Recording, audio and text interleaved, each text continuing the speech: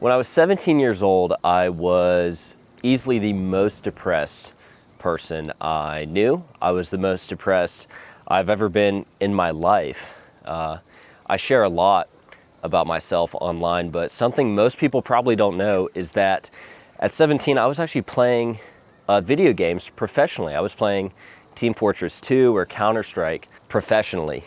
And most mornings I would wake up in my room and I would not even have a reason to get out of bed. I would be sitting there and then I would get up at some point, maybe 11 o'clock, and I would roll over to my desk and I would turn on my computer and I would literally just stare at the screen. I would stare at the desktop background.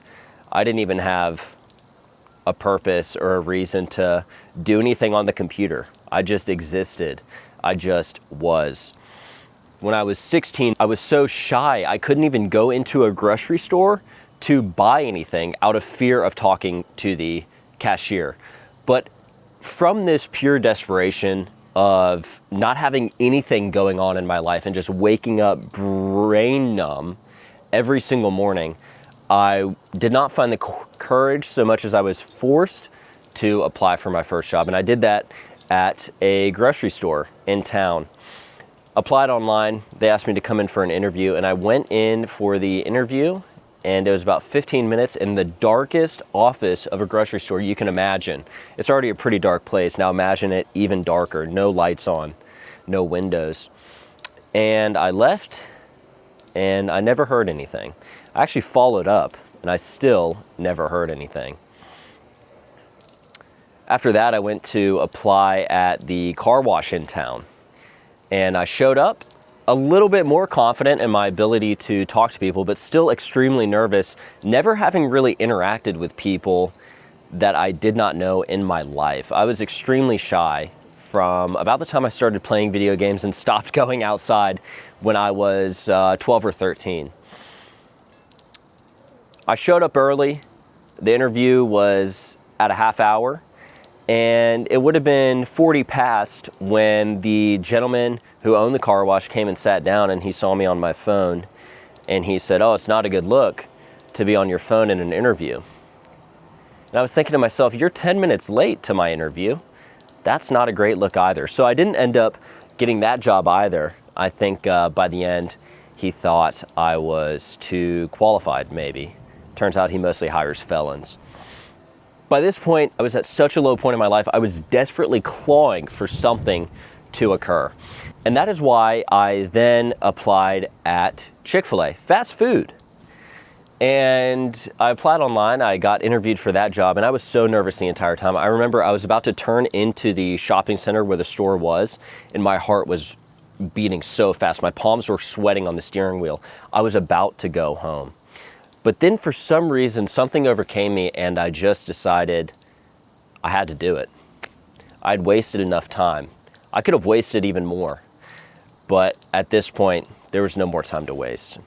After that interview, I got the job, and that became the most pivotal moment in my life. From then on, there was no more concept of wasting away. I actually went to work. I ended up working upwards of 80 hours a week. I didn't go to college. I wasn't sure what I wanted to do. I actually interviewed and went to Clemson University in South Carolina to go for forestry.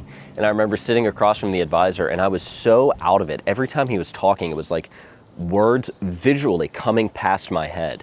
I was there with my dad and we went to Zaxby's afterwards and he said, "How are you doing? Because it looked like you were pretty lost in there." And I actually immediately started crying. So I knew college wasn't for me, and I stayed working in fast food. At this time, I had met one of my bosses, and she was a nice lady, and we ended up getting in a relationship. She was much older than me, and it was probably not very appropriate on her end. I was actually underage at the time. I started to feel like I needed to do something. I was sitting in my bedroom floor and my oldest sister was walking by one time and she saw me crying on the brown carpet. And she came in and she said, "Bryce, I feel like you need something to look forward to." She had just came back from Europe Eastern Europe, so she suggested I book a trip. And so that's what I did. I had $4,000 saved up. I'd been working a year and a half at this point, well over full time, getting time and a half pay. And I spent all that money on a flight to Geneva and a group trip with accommodations for 2 weeks. $4,000 for 2 weeks is a very expensive trip, but it's what I needed at the time. So a few months after I turned 18, I hopped on a flight and I flew to Europe for 2 weeks. I tell that story to lay out and preface everything else that is about to come. My entire life today looks like I'm somebody who goes and does and lives life. I'm in New Zealand, I'm 24, I just got engaged, but that's only because I spent so many years wasting away. When I was 14 or 15, we had a boat, as everybody in Charleston, South Carolina does, and my dad actually ended up selling it because me, and in part my siblings, never wanted to go on it anymore, even though we went on it so much growing up. Living in Charleston, the beaches are incredible, and I stopped going to the beach. I stopped riding bikes with my friends in the neighborhood. I stopped racing remote control cars. I really just became quite empty inside, a husk of a young boy, which is very different than who I am today. When I came back from that trip, I had this notion inside me that very subtly, if I was nervous to do something, I could actually just go do it, and then it wouldn't be so terrifying anymore.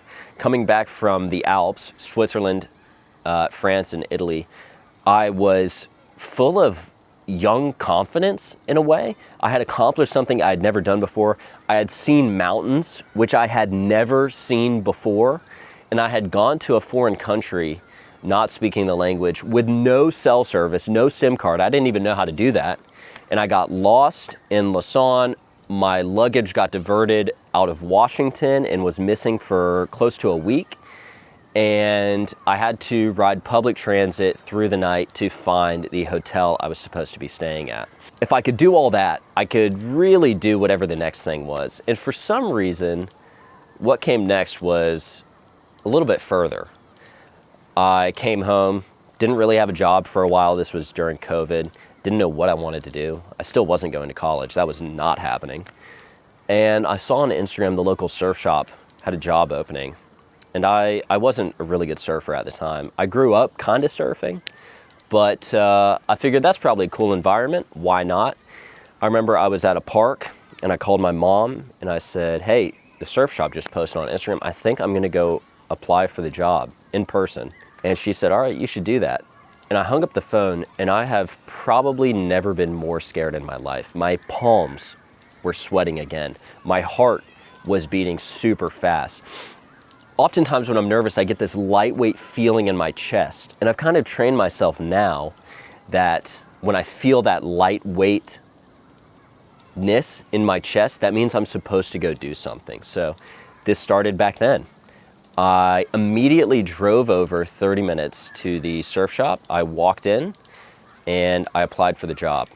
I ended up getting the job, not because of my application. The gentleman who owned it could not even read my phone number. He knew the reference I put down, which was my uncle, and called him and said, hey, this kid came in the shop. He looks like this. The only thing I can read on the application is your phone number and your name. What is this? As a result of that, I was surrounded by people who actually just went and did things. I'm getting a phone call. It's Jared Christ. Anyways, as a result of that job, I was surrounded by people who just went and did stuff. They did not really care what people of the world thought of them, which I did. It was crippling for me. That's why I couldn't go to the grocery store starting out. I was worried that I would get judged. That's why I didn't wear short sleeves when it was 100 degrees outside, 110 degrees outside in the middle of August in South Carolina. I was worried my arms were too small, which they are. But back then I actually cared what people thought. And that job was pretty incredible because I was surrounded by people who actually didn't care. Probably to a negative extent. I mean, you should probably care if people think you are an absolute loser because you smoke weed every day and do nothing except skateboard.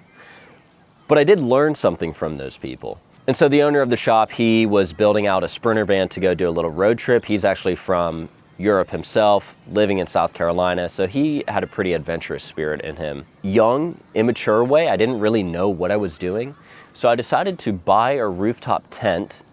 I worked for a year or two, saved up all my money, bought a $2,000 rooftop tent, put it on my dad's truck, and because at this point I was still running from everything in my life, I forgot to mention my dad now had terminal cancer, stage 4 pancreatic cancer. He was given 6 months to live as well. I decided I was going to go on a trip. I was starting to realize that my time was wasted and I wasn't really promised the future at all. My dad wasn't, at least. So I didn't really have too much time to waste there either. I remember loading up my truck. I had all my shoes in the passenger floorboard. I had a cooler in the bed. I had some snacks in a little bin in the passenger seat.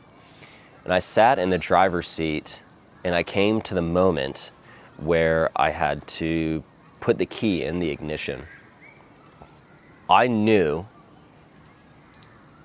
if I did that and I put that truck in drive and I turned out of the neighborhood and onto the interstate,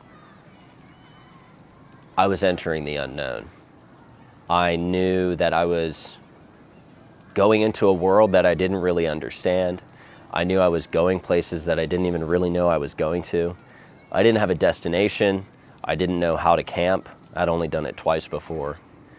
And I had never traveled alone outside of those 2 weeks in Europe where I was actually on a group trip. Yet driven by everything in my past, I did it. I had realized that I couldn't wait any longer. I had to do something with my life. I didn't necessarily know what I had to do. I just had to do something. And hitting the road was something. I had $4,000 saved up. This was during COVID. Gas was $1.95 a gallon. $4,000 lasted me 3 months. Except halfway through that trip, on June 6th, my mother called me when I was in Idaho, about to head back home through Montana, South Dakota, etc. And all she told me was that my brother had killed himself. I immediately yelled at her. I said, "What?"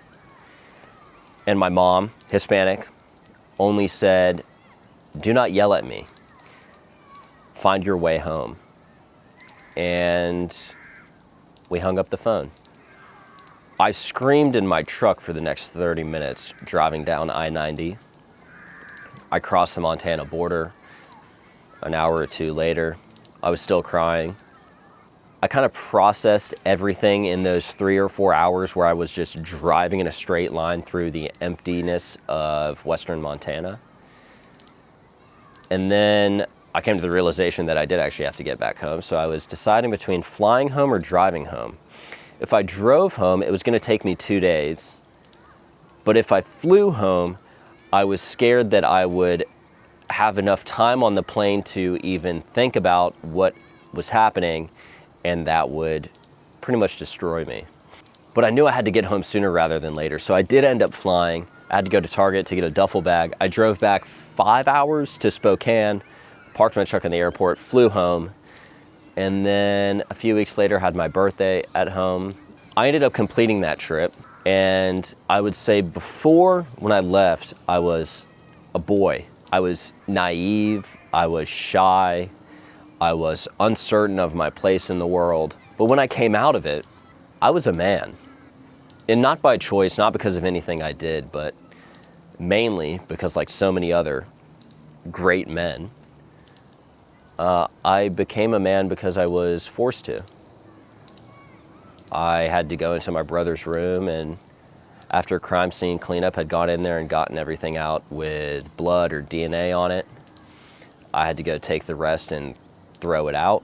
I went with my parents to pick up his ashes. I found the place where we were going to spread his ashes. You know, me and my eldest sister, we kind of held down the fort while our parents were probably going through a lot worse than we were. As a result, I started to have to get these emotions out. I had started an Instagram account to post photos of my truck, which is what you do if you're from South Carolina. You post photos of your truck online. And I would do that, and I would just have a photo of my truck in front of a oil well in Kentucky and say, gas guzzler, or something like that. Nothing too specific. But as time went on and I started feeling more and more things and becoming less numb and moving out of that depressed stage, I was really bursting at the seams to be able to get something out. And it started with writing. I would sit in my room on the same carpet as where my sister found me with a stolen legal pad from my dad's office and a pen, and I would just write. Nonsense, gibberish, really, but I would write. The paper would not really be coherent at all.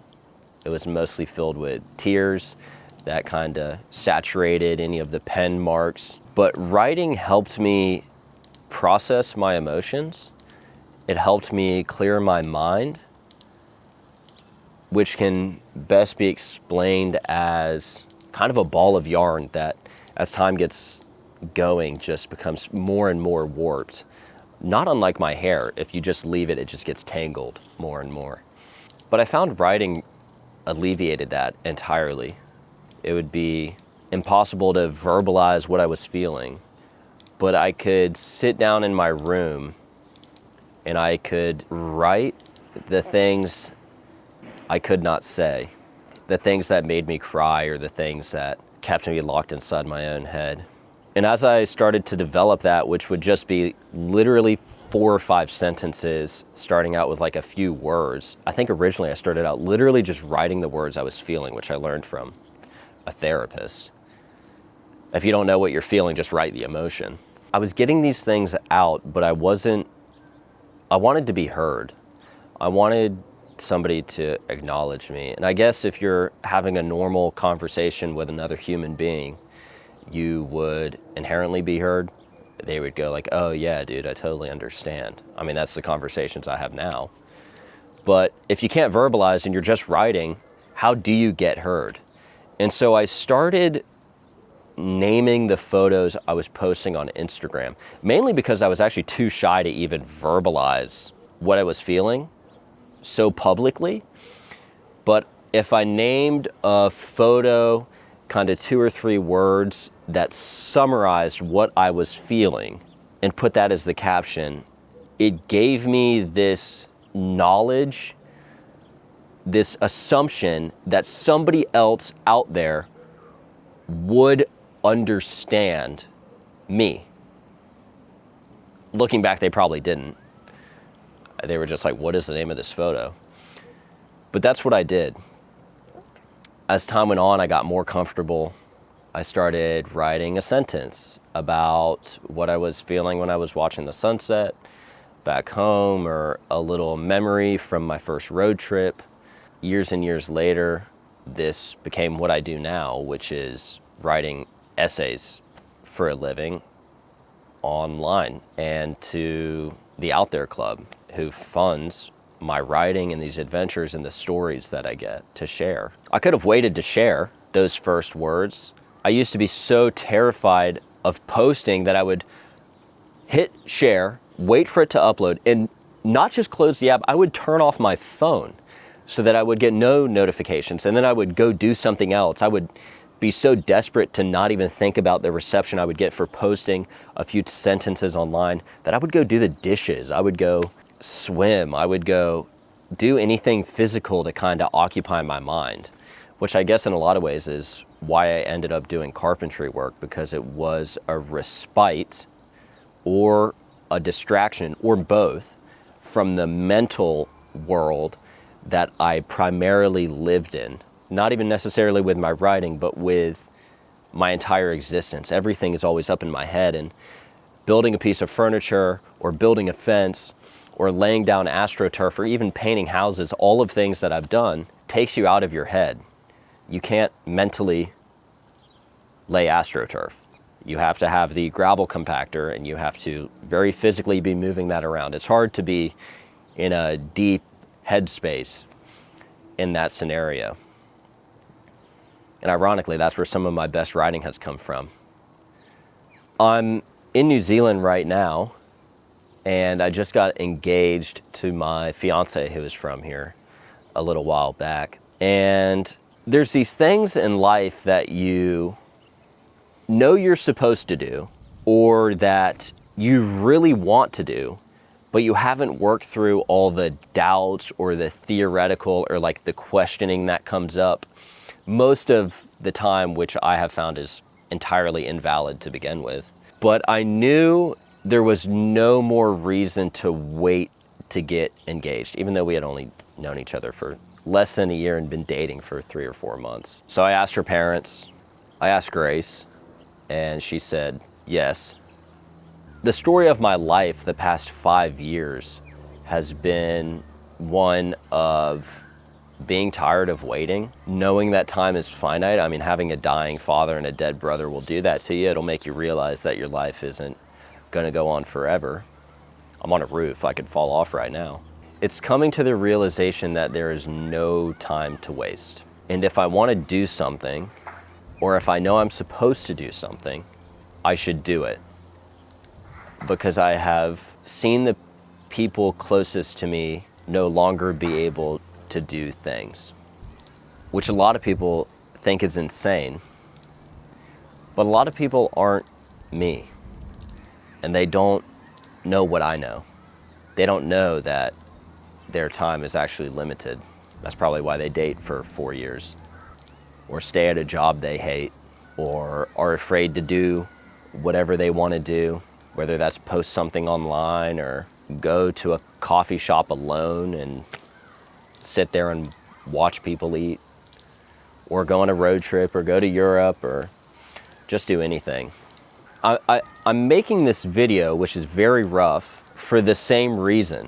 I've wanted to make YouTube videos for a while, because the things I write and the things I feel deserve to have a visual explanation with them. They deserve to be a coherent story.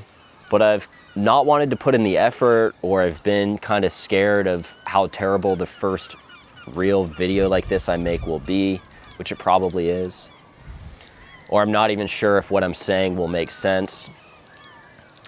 But the other day I wrote a caption on Instagram, which I'll link in the description, about all these times in my life where I could have waited to do something. I could have waited to go to my first job interview. I could have waited to go to Europe alone. I could have waited to go on my first road trip. I could have waited to write sentences and share them. I could have waited to start a paid membership club so that I could do what I love doing, which is writing and sharing, for a full-time job. And I was waiting to make a video, but I'm not going to waste any more time.